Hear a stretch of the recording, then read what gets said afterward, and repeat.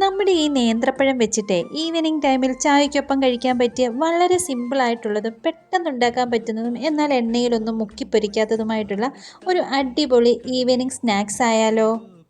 നമ്മുടെ ഈ നേന്ത്രപ്പഴം ഇതേപോലെ തിന്നായിട്ട് കട്ട് ചെയ്തതിന് ശേഷം നെയ്യ് സ്പ്രെഡ് ചെയ്ത പാനിലേക്ക് നമുക്ക് ഓരോന്നായിട്ട് വെച്ച് കൊടുത്ത് രണ്ട് സൈഡും ഒന്ന് റോസ്റ്റ് ചെയ്തെടുക്കാം. നല്ലതുപോലെ റോസ്റ്റ് ആയിട്ടുള്ള നമ്മുടെ ഈ നേന്ത്രപ്പഴം നമുക്കിനി ഒരു പ്ലേറ്റിലേക്ക് മാറ്റി വെച്ച് കൊടുക്കാം. ഇനി അതേ പാനിൽ തന്നെ കുറച്ച് നെയ്യ് വീണ്ടും സ്പ്രെഡ് ചെയ്ത് നമ്മുടെ ചിരകിയ തേങ്ങ, അണ്ടിപ്പരിപ്പ്, മുന്തിരി, കുറച്ച് ഏലക്ക പൊടിച്ചത്, പിന്നെ വേണമെങ്കിൽ പഞ്ചസാരയോ ശർക്കരയോ നമുക്ക് ചേർക്കാം. ഞാനിവിടെ ഇത്തിരി പഞ്ചസാര ചേർത്ത് ഇതൊന്ന് നന്നായി റോസ്റ്റ് ചെയ്തെടുക്കാം. ഇനി മറ്റൊരു ബൗളിലേക്ക് ഒരു കോഴിമുട്ട, 2 ടേബിൾ സ്പൂൺ മൈദപ്പൊടി, കുറച്ച് പാല്, കുറച്ച് ഉപ്പ്, കുറച്ച് മഞ്ഞൾപ്പൊടി ഒന്ന് കളറിന് വേണ്ടി മാത്രമാണ്. ഇതിനി എല്ലാം കൂടെ നന്നായിട്ടൊന്ന് മിക്സ് ചെയ്തെടുക്കണം.